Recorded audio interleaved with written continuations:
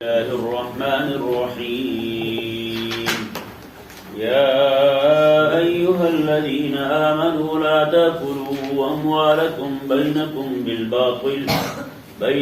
بالباطل إلا أن تكون تجارة عن تراض منكم ولا تقتلوا أنفسكم إن الله كان بكم رحيما سبحان اللہ۔ اس آیت کریمہ میں اللہ تبارک و تعالی نے پھر سے مالی معاملات اور احکامات کا ذکر کیا ہے۔ سبحان اللہ تبارک و تعالی نے ارشاد فرمایا یا ایھا الذین آمنوا لا تاکلوا اموالکم بینکم بالباطل، اے ایمان والو تم آپس میں ایک دوسرے کے مالوں کو باطل طریقے کے ساتھ نہ کھاؤ، ہاں الا ان تکون تجارہ، مگر یہ کہ تجارت کے ساتھ، اور تجارت میں وہ عن تراض منکم جو تمہاری باہمی رضامندی کے ساتھ ہو۔ اللہ۔ یہ ذہن میں رہے یہاں پر صرف ایک چیز میں کہ دوسرے کا مال کھانے کا جواز بیان کیا گیا، اس سے اور بھی بہت ساری چیزیں ہیں وہ دوسرے کا مال کھانے کا جواز جو ہے وہ اس سے نکلتا ہے، جیسے کسی سے کوئی چیز ادھار لے لینا جی، اور کسی سے یہ صرف یہاں تجارت کا ذکر کیا گیا ہے، ہبہ کے طور پر کوئی کسی کو تحفہ دے دے وہ بھی مال کھانا، وہ بھی کسی کا مال بندہ کھا رہا ہے وہ بھی جائز ہے، ہبہ ہو گیا، عاریت ہو گئی، اور اس طرح کر کے اور بھی بہت ساری چیزیں، دعوت ہو گئی، کوئی بندہ کسی کو بلایا اپنے گھر میں وہ دعوت ہو گئی، ٹھیک ہے نا۔ یہ ساری چیزیں جو ہے نا عن تراض منکم، یہ تراض منکم جو ہے نا باہمی رضامندی کی یہ شرط ضرور ہے، ٹھیک ہے نا۔ جیسے آج کل ہوتا ہے باہر کوئی بھی کام آپ کا، کوئی بھی فائل آپ کی بغیر رشوت کے نہیں نکلتی، رشوت آپ کو لگانی پڑتی ہے، اور آگے لینے والا جو اپنے دل کو تسلی دینے کے لیے، جھوٹی تسلی دینے کے لیے وہ یہ کہتا ہے اور دیکھو جی ہم تو یہ اپنی رضامندی سے لوگ دے جاتے ہیں، ہم مجبور تھوڑا کرتے ہیں۔ بھئی ان لوگوں کے ذہنوں میں یہ بٹھایا گیا ہے نا پہلے جب تک پیسے نہیں دو گے تمہارا کام نہیں ہوگا، وہ تو بیچارہ مجبوری سے دے رہا ہے، اگرچہ وہ رضامندی ظاہر کر رہا ہے تیرے سامنے، ہے وہ مجبوری، ٹھیک ہے نا جی۔ آپ کو پتا ہے کوئی بھی کام آپ پر نوکری تک آپ کو بغیر پیسوں کو نہیں ملتی، سفارش جو ہے وہ سفارش بھی ایک طرح کی چوری ہے جی۔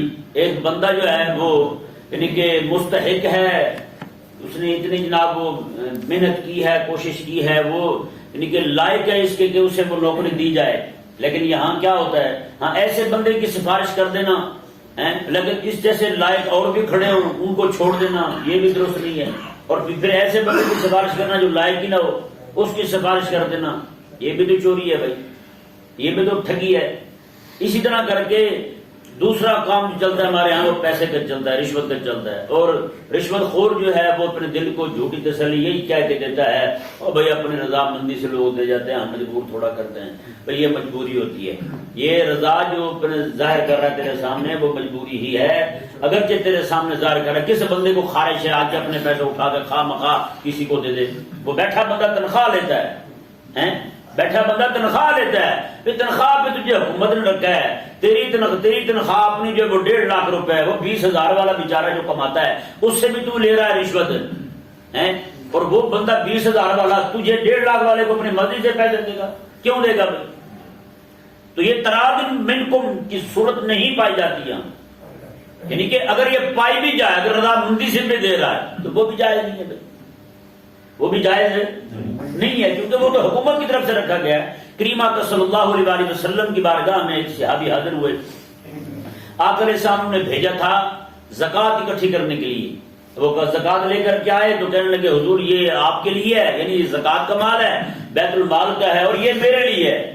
آقا علیہ السلام نے ارشاد فرمایا تیرے لیے کیوں؟ انہوں نے کہا یہ مجھے انہوں نے تحفہ دیا ہے۔ آقا علیہ السلام نے ارشاد فرمایا اگر میں تمہیں نہ بھیجتا پھر بھی وہ تمہیں دیتے، انہوں نے کہا پھر تو نہ دیتے، مجھے جانتا کون تھا؟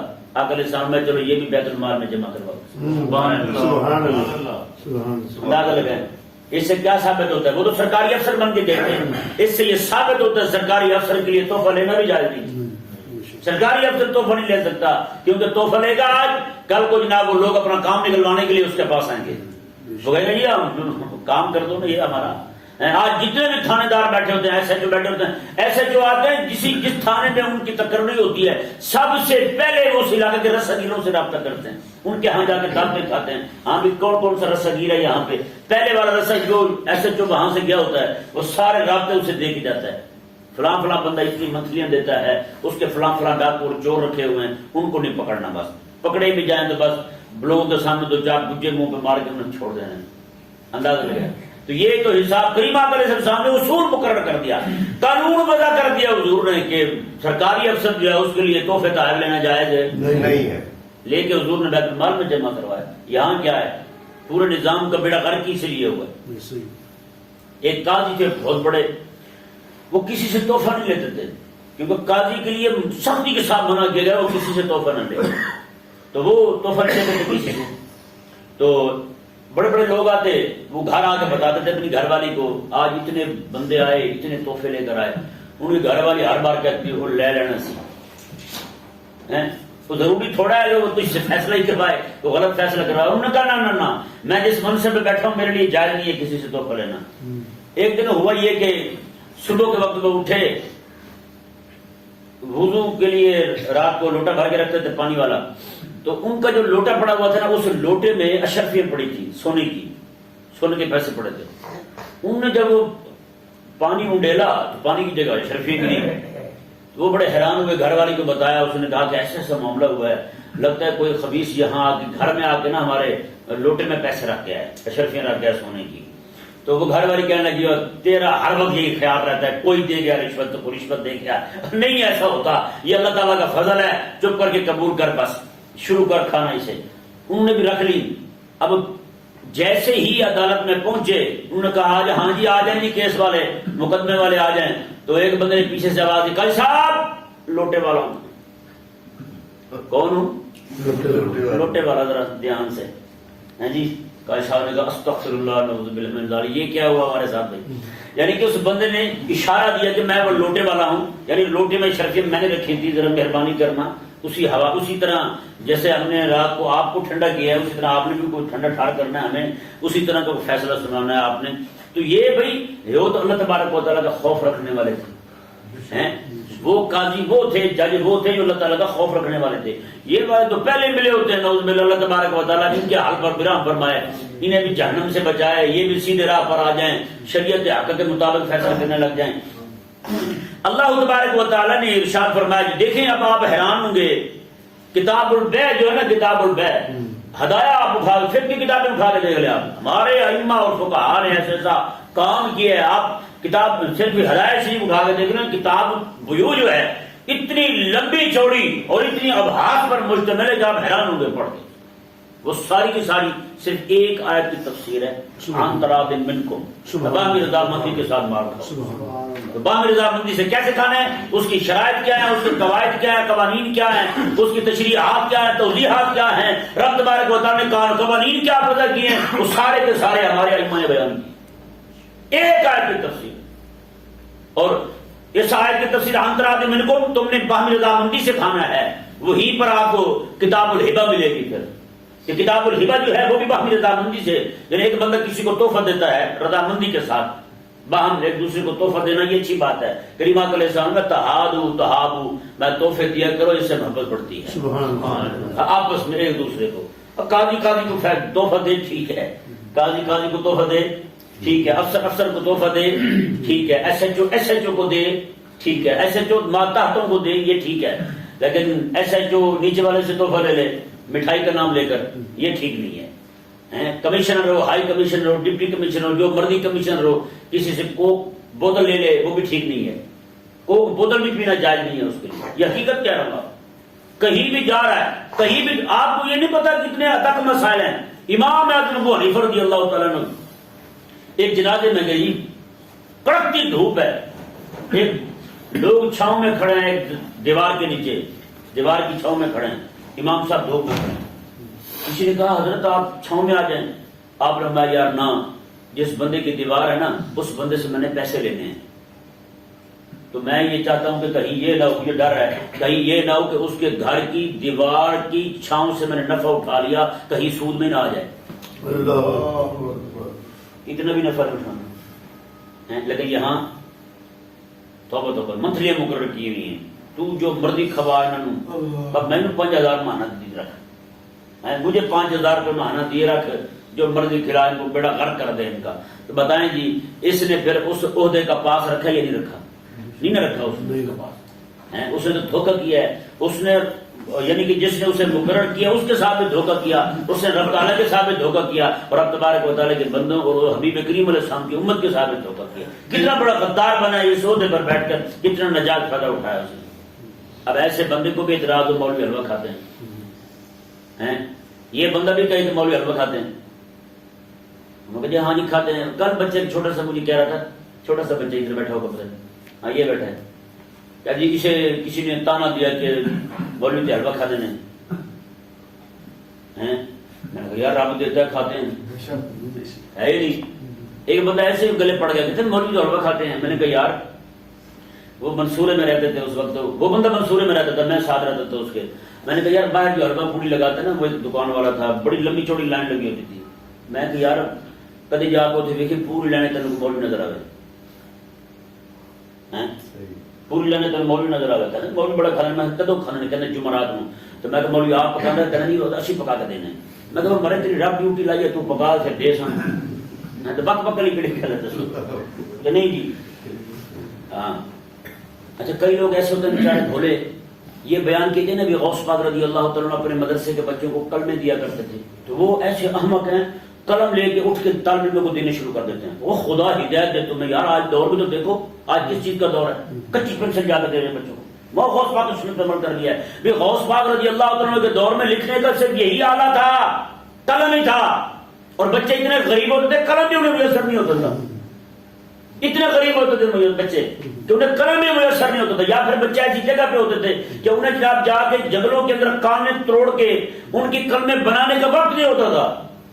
تو آج تو لکھنے کے کتنے سارے آلات آ گئے ہیں بھائی. غوث پاک کی سنت میں عمل کرنا ہے تو آج طالب علم کو تم لے کر دو لیپ ٹاپ ہے تاکہ وہ لکھے دین کی خدمت کرے. ہے یہ نہیں غوث پاک کی سنت میں قلم میں عمل ہونا ہے. تو یہ جو ہے نا یہ پکا کے حلوے نہیں، حلوے کی جگہ کچھ اور بھی ہو سکتا ہے کہ نہیں جی. ہاں یہ نہیں کہ شام میں پتہ چلے 5-7 بندے جناب کلو کلو سوجی چوکلو رکھ دیں. یہ میں اپنے لیے نہیں کہہ رہا ہوں. کسی کو بھی تحفہ دینا ہو تو کئی سارے لوگ جیسے کرتے ہیں عموماً حلوہ پکا کے مولوی صاحب کو دیا ہے. کیوں بھائی ساڑھے دادا نے پسند سے. میں کہا مرے تیرا دادا کورونا 1958 فوت ہوا ہے. وہ تو لوگوں نے ٹیسٹ ہو سی ہوں لوگ شورنے کھانے میں مرے ہیں. ہوں تو آپ کھانے باروں چودھری کی کڑھائی ہیں لاہور پروز تکے کھانے مرے ہیں تے تو اپنے دادے نو پسند سی مرے. دادا تیرا چلو ہوں وہ دانت نہیں سن تے حلوہ کھانا سی ہیں. اس کے دانت نہیں تھے بیچارہ حلوہ کھاتا تھا. تو آج تو ماشاءاللہ جس کو تو دے رہا ہے اس کے تو دانت ہیں. رب تبارک و تعالیٰ نے 4 پارے کی پہلی سطر میں یہی ارشاد فرمایا میں کہ اللہ تبارک و تعالیٰ میں تم ہرگز نیکی نہیں پا سکتے جب تک اپنی پسندیدہ چیز رب کی راہ میں خرچ نہ کرو. اپنی پسندیدہ چیز سبحان اللہ. تو یہ ہم جب رب کی راہ میں دینے لگتے دادے کو یہ پسند تھا، نانے کو یہ پسند تھا. ایک بندہ اچھا بولا کروڑ پتی بندہ تھا. مجھے کہنے لگا کہ میں نے خواب میں دیکھا میرا دادا نا دال کھا رہا تھا. میں کہ جی پھر کہتے میں 3 کلو دال پکا کے مدرسے دی. میں کہ تیرا دادا کھا رہے سی 1958 سے مرے تو ہون دینی سی اب دے دیتے تم نے. اب گاؤں میں بھی جا کے دیکھ رہے نا وہ گاؤں والے لوگ جو پہلے بیچارے دال کھا کے گزارا کر رہے تھے وہ بھی فاسٹ فوڈ کے عادی ہو گئے بھائی. آپ گاؤں دیہاتوں میں چلے جائیں وہاں بڑے بڑے ریسٹورینٹ کھل گئے. وہ لوگ خود تو تم یہ کھاؤ جب رب تبارک و تعالیٰ کے نام پر دینے کی بات ہے تو دادے کو جو پسند ہے وہی دینا. کیوں بھائی یہ بات ٹھیک نہیں. بہرحال یہ ضمن آگے دیکھیں جی اللہ تبارک و تعالیٰ نے ارشاد فرمایا ولا تقتلوا انفسکم. تم ایک دوسرے کو قتل بھی نہ کرو، تم ایک دوسرے کو قتل بھی نہ کرو. اور مزے کی بات دیکھیں یہاں کیا فرمایا رب تعالیٰ نے ولا تقتلوا انفسکم. تم اپنے آپ کو قتل نہ کرو. انفسکم اپنی جانوں کو قتل نہ کرو. مطلب کیا ہے کسی مسلمان کا قتل بھی اپنے آپ کو قتل کرنا. اندازہ لگا. تو یہاں ایک بات اور قابل غور ہے کہ یہاں بات چل رہی مالی معاملات کی کہ مالی معاملات میں غبن نہ کرو. کسی کا مال دھوکے کے ساتھ، فراڈ کے ساتھ، غصب کے ساتھ، چوری کے ساتھ، ٹھگی کے ساتھ، خیانت کے ساتھ، رشوت خوری کے ساتھ، کہ سود کے معاملے میں کسی بھی طرح سے کسی کا مال نہ کھاؤ. یہ معاملہ چل رہا تھا. بیچ میں قتل کی بات کیوں آئی؟ یہ ذہن میں رہے. یہ مالی معاملات کا اور قتل کا باہمی بہت جوڑ ہے. آج آپ دیکھتے ہیں کتنے قتل ہو رہے ہیں جسے مال کی وجہ سے ہو رہے ہیں. 50 روپے نہ دینے کی وجہ سے بندہ قتل. 50 روپے صرف 50 روپے کی وجہ سے لڑ پڑے اور 5-5 روپے تک جناب لڑائی ہوتی ہے, بندے مارے جاتے ہیں. بتائیں تو یہ مالی معاملات کی وجہ سے قتل ہوتے ہیں. رب تبارک و تعالی نے کیا حکمت ہے, رب تبارک و تعالی کے قرآن کریم کیا سبحان اللہ. رب تبارک و تعالی نے ولا تقتلوا انفسکم, اور تم اپنے آپ کو قتل نہ کرو. سبحان اللہ عز وجل. اور آگے فرمایا ان اللہ کان بکم رحیما, بے شک اللہ تعالیٰ تم پر بڑا ہی مہربان ہے. اندازہ لگائیں یار, یہ اس کی مہربانی نہیں ہے, وہ خالق اور مالک ہو کر ہمیں لین دین کے اصول اور قوانین سکھا رہا ہے, انسانوں کو سکھا رہا ہے. محمد عربی صلی اللہ علیہ وسلم کے غلاموں کو سکھا رہا ہے رب تبارک و تعالیٰ, خالق اور مالک ہو کر. اب بتائیں کس انداز کے ساتھ, کس پیرائی کے ساتھ رب تبارک و تعالیٰ نے سکھایا. اگر کوئی بندہ لین دین کے معاملات اپنے درست رکھے گا تو ظاہری بات ہے ہر بندے کو اس کا حق پہنچتا رہے گا, کوئی کسی کا حق نہیں مارے گا. جب حق نہیں مارے گا کسی کا تو بات لڑائی تک نہیں جائے گی, جب بات لڑائی تک نہیں جائے گی تو بات جو ہے وہ لوگوں کے قتل تک بھی نہیں جائے گی. تو بتائیں جو رب تبارک و تعالیٰ اتنی باریکی کے ساتھ ایک ایک اپنا قانون بتائے, طریقے سکھائے, لین دین کے بھی باہمی معاملات بھی رب تبارک و تعالیٰ سکھائے, تو ان اللہ کان بکم رحیما, وہ رحیم ہے یا نہیں, وہ مہربان ہے یا نہیں. کیا مہربانی ہے مالک کی, کیا کرم ہے رب تبارک و تعالیٰ کا.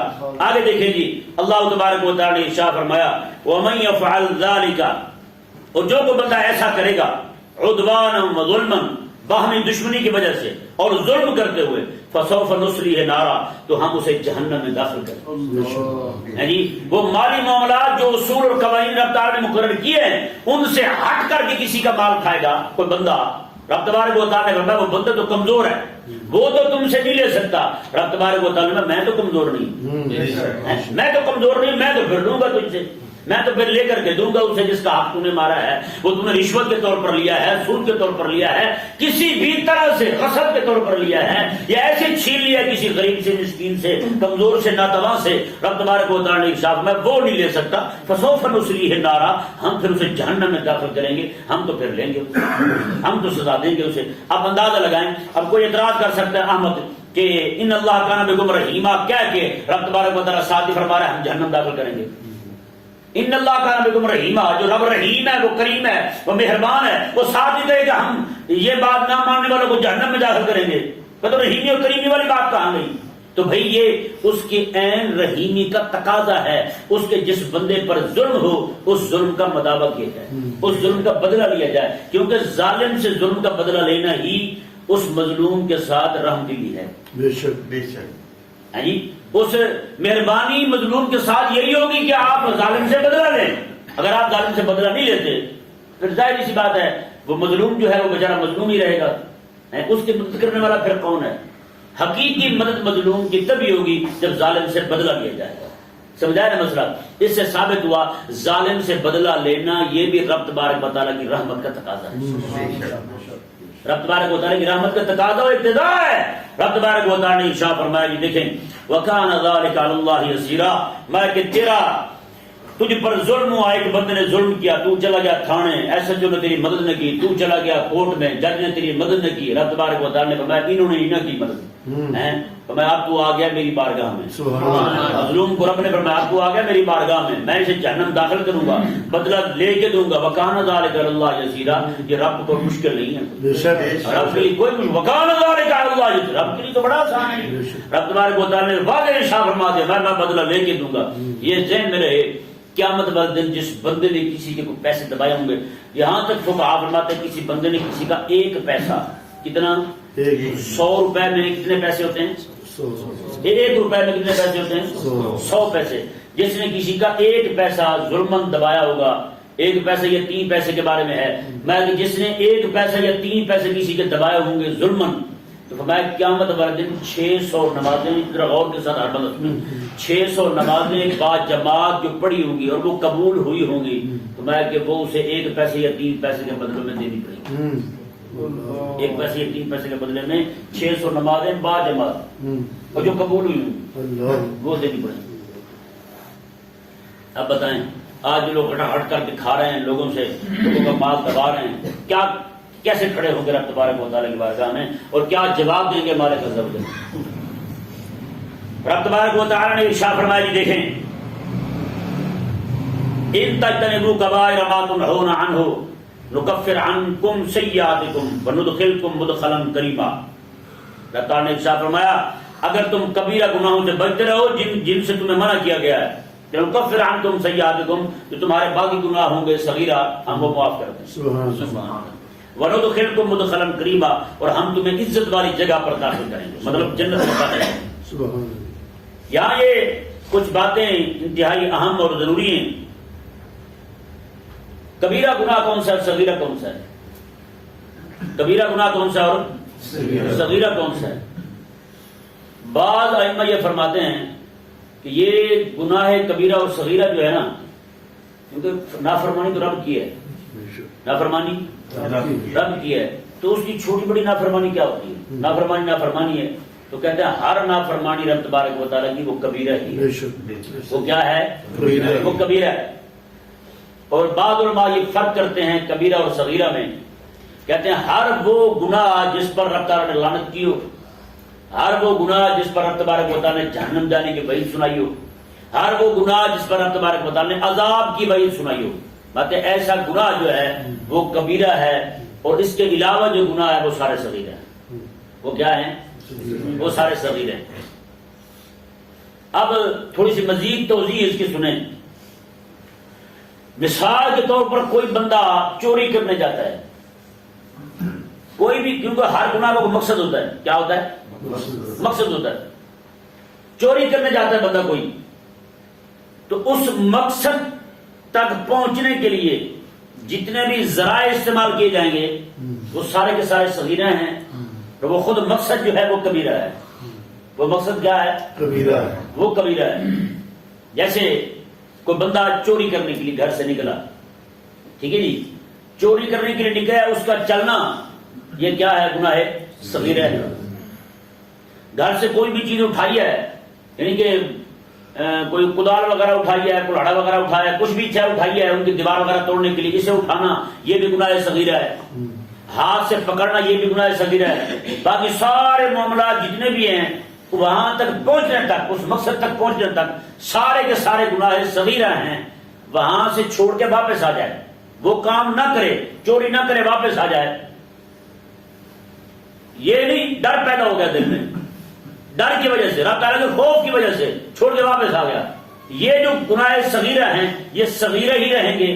کوئی بھی نیکی کرنے کی وجہ سے یہ گناہ معاف ہو جائیں گے۔ چوری نہیں کی اس نے، یہ گناہ صغیرہ بھی صغیرہ رہیں گے، اور اس نے کوئی نیکی کر لی ہے، نیکی کی وجہ سے اللہ تبارک و تعالیٰ اس کے گناہ سارے مٹا دے گا۔ سبحان اللہ۔ یہ بات غور سے سننے والی ہے۔ اگر اس بندے نے جا کے چوری کر لی، چوری کرنے کے بعد اس مقصد کو پا لیا، نہیں چوری کرنے کے ساتھ اس مقصد کو پا لیا، اب اس کے پچھلے سارے جتنے صغیرہ تھے وہ بھی کبیرہ ہو گئے، وہ بھی سارے کبیرہ ہو گئے۔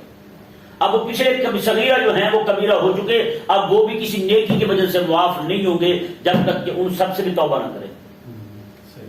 سمجھ آ گیا مسئلہ؟ جیسے زنا ہے، بندہ زنا کرنے جاتا ہے، گھر سے نکلا، اس کا نکلنا بھی گناہ، ذہن میں سوچا، اس کا سوچنا بھی گناہ، دل کو اس کی طرف جھکایا، یا دل کو جھکانا بھی گناہ، وہاں جا پہنچا، اسے ہاتھ لگایا، جسم سے لگایا، گلے لگایا، یہ جتنے بھی کام ہوئے اس مقصد پانے تک یہ سارے صغیر ہیں، یہ سارے صغیر ہیں۔ جب اس نے زنا کر لیا نا جی تو یہ صغیرہ بھی کبیرہ ہو گئے، یہ بھی کسی نیکی کی وجہ سے بغیر توبہ کے معاف نہیں ہوں گے، جب تک کوئی توبہ نہ کرے ان سب سے تب تک معاف نہیں۔ سمجھ آ گیا مسئلہ؟ یہ ہے، یعنی یہ مقصد پایا نا اس نے۔ ایسے آپ ہر گناہ کو لے لیں جو گناہ کبیرہ ہے، اس تک پہنچنے کے جتنے بھی ذرائع ہوں گے نا وہ سارے کے سارے صغیرہ ہوں گے، اس مقصد کو پانے کے بعد پچھلے سارے صغیرہ بھی کبیرہ ہو جائیں گے، یہ گناہ بھی سارے کے سارے بغیر توبہ کے معاف نہیں ہوں گے جب تک ان سے بھی توبہ نہ کرے۔ ایسے ہی شراب خوری، شراب پینا، شراب کی بھٹی تک جانا، فلمیں ڈرامے دیکھنے کے لیے سینما تک جانا، یا کسی بھی حرکت کرنے کے لیے کہیں تک جانا، رشوت خوری کے لیے، سود خوری کے لیے، کسی بھی کام تک پہنچنے کے لیے جو گناہ کبیرہ ہو، اس تک پہنچنے کے جو مقصد ہے، جو گناہ ہے، اس تک پہنچنے کے جتنے بھی ذرائع استعمال کرے گا وہ سارے کے سارے گناہ صغیرہ ہوں گے۔ جب اس مقصد کو پا لے گا یہ بھی سارے کبیرہ بن جائیں گے۔ اور کریم آقا صلی اللہ علیہ وسلم نے ارشاد فرمایا کہ صغیرہ گناہ جو ہے نا اصرار کے ساتھ بار بار کرنے کے ساتھ وہ بھی کبیرہ بن جاتا ہے. سمجھ آ گیا مسئلہ؟ اب دیکھیں جی اللہ تبارک و تعالیٰ نے اس آیت کریمہ کے اندر اسی مسئلے کو واضح فرمایا. اب بہت سارے لوگ جو ہیں وہ ایسے ہوتے ہیں جو صغیرہ گناہوں سے تو بچتے ہیں اور ادھر کبیرہ گناہوں میں مبتلا ہوتے ہیں. جیسے مثال کے طور پر زکات نہیں دے گا بندہ، مستحبات پر عمل ایسے ہوگا کہ 11ویں ہر مہینے دے گا، قضا نہیں کرے گا 11ویں کی، لیکن رب تبارک و تعالیٰ کا جو فرض ہے زمین جو اس نے اگائی ہوئی ہے کھیتی اس میں سے جو عشر نہیں کر رہا ہے وہ عشر نہیں دے گا، وہ رب کا فرض ہے، وہ رب کا فرض ہے، رب تعالیٰ کا فرض چھوڑے رہے گا.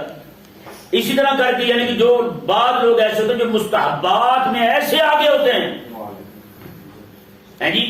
آج کتنے سارے لوگ ہیں کہ وہ جناب مسجد میں داخل ہوں گے، کوئی بندہ بیچارہ کو گھوڑے سے بایاں پاؤں اندر رکھ بیٹھا ہے اس پر چڑھائی کر دیں گے. عصر کی سنت کسی نے نہیں پڑھی اس پر چڑھائی کر دیں گے، عشاء کی پہلی سنت نہیں پڑھی اس پر چڑھائی کر دیں گے، لیکن خود نماز غلط پڑھ رہے ہیں. انہیں کوئی بتائے تو آگے سے یہ کہہ کے اسے لاجواب کر دیں گے میں 60 سال سے نماز پڑھ رہا ہوں، اب تو بتائے گا مجھے کیسے پڑھنی. سمجھ آ رہا مسئلہ نہیں آ رہا؟ یعنی کہ ایسے لوگ ہیں بہت زیادہ جو یعنی کہ مچھر کو چھان کے پیتے ہیں اور اونٹ نکل جاتے ہیں. ایسے ایک بندے ان کو کہتے ہیں کلابی تقویٰ، کتے والا تقویٰ.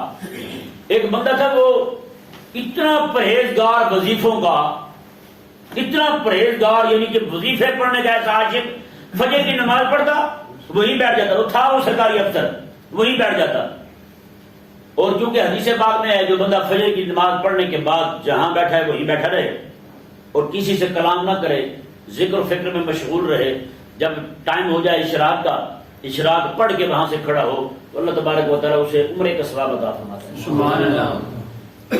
اب وہ بڑا پابند تھا اس کا، اب وہ کسی سے بولتا نہیں تھا، کسی سے بولتا نہیں تھا.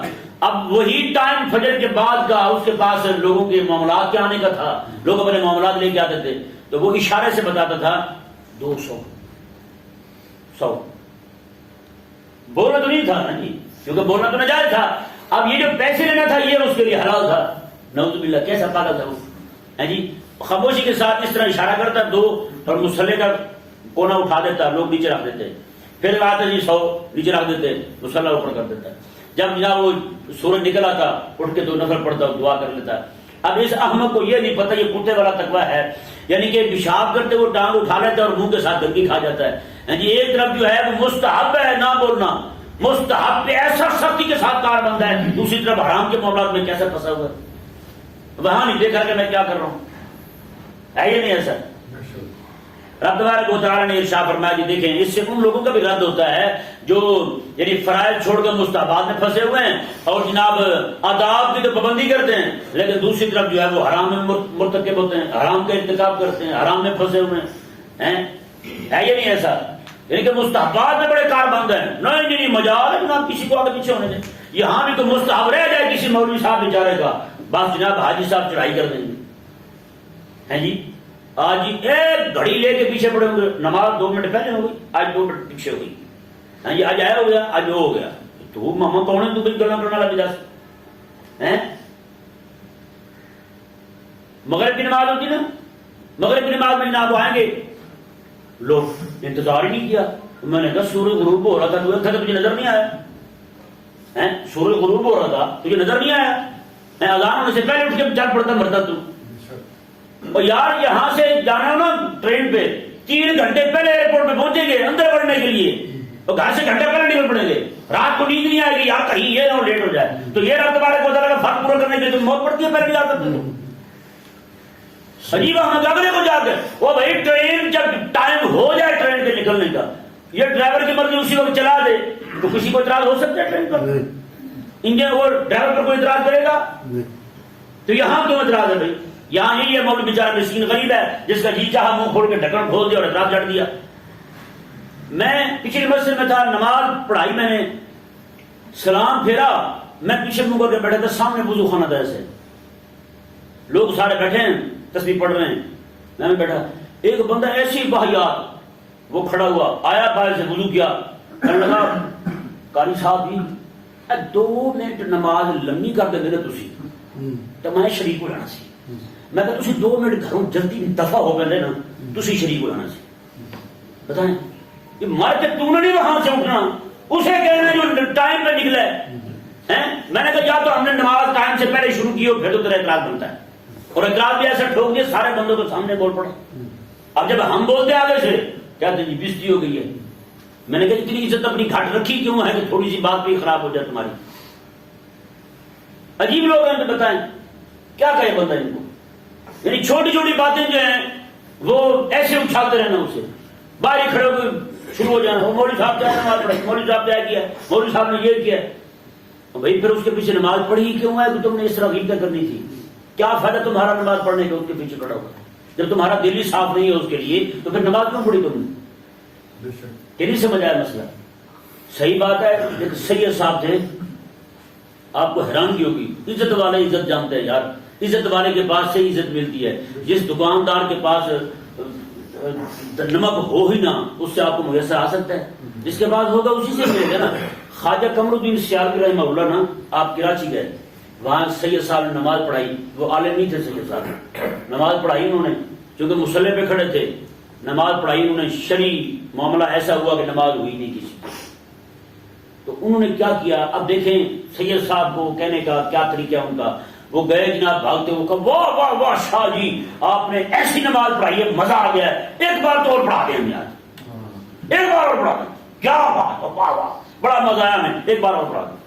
انہوں نے نماز پڑھا دی، بعد میں اکیلے میں انہیں بتایا کہ یہ آپ سے خرابی ہوئی تھی، یہ ذرا دوبارہ دھیان کرنا، بتائیں۔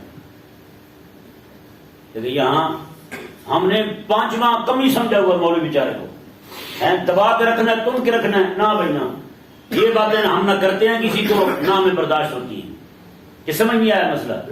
ہاں یہ آپ نہیں کرتے، کوئی کدو کباعث سے آتے ہیں بیچارے مسکین، وہ آ کے فتوے ٹھوکنا شروع کر دیتے ہیں، وہ آئے پہلے دن ہے اور اللہ کے فضل سے آیا بھی آخری دن ہوتا ہے، وہ آ کے باتیں شروع کر دیتے ہیں، کیوں بھائی؟ اللہ تبارک و تعالی نے ارشاد فرمایا ان تجتنبوا کبائر ما تنہون عنہ نکفر عنکم سیئاتکم، اگر تم کبیرہ گناہوں سے بچو، ما تنہون عنہ جن سے تمہیں سختی کے ساتھ منع کیا گیا ہے، تو نکفر عنکم سیئاتکم تو ہم تمہاری سیئات جو ہیں چھوٹے گناہ کبیرہ صغیرہ گناہ جو ہیں وہ ہم ویسے معاف کر دیں۔ یہ جو صغیرہ گناہ ہے یہ مالک عز و جل کا فضل دیکھیں، کریم آقا علیہ السلام نے ارشاد فرمایا جب کوئی میرا امتی وضو کرتا ہے نا، منہ دھوتا ہے تو منہ کے سارے گناہ دھل کے پرے چلے جاتے ہیں، ہاتھ دھوتے تو بازوؤں کے گناہ دھل جاتے ہیں، ہاں جی پاؤں دھوتے تو پاؤں کے گناہ دھل جاتے ہیں۔ اور آقا علیہ السلام نے ارشاد فرمایا جو بندہ وضو کرنے سے پہلے بسم اللہ الرحمن الرحیم پوری پڑھ لے تو میں اس کے سر سے لے کر پاؤں تک سارے گناہ دھل سارے گناہ اندازہ ہو جائے۔ اور کریم آقا علیہ السلام نے جو بندہ ایک جمعہ پڑھ کے دوسرے جمعہ پڑھنے کے لیے آ جائے پورے ہفتے کے گناہ دھل جاتے ہیں، پورے ہفتے کے گناہ معاف ہو جاتے ہیں۔ ایک رمضان کے روزے رکھے پھر دوسرے رمضان کے روزے رکھ لے پورے سال کے گناہ معاف ہو جاتے ہیں، یہ سارے کے سارے صغیرہ گناہ معاف ہو۔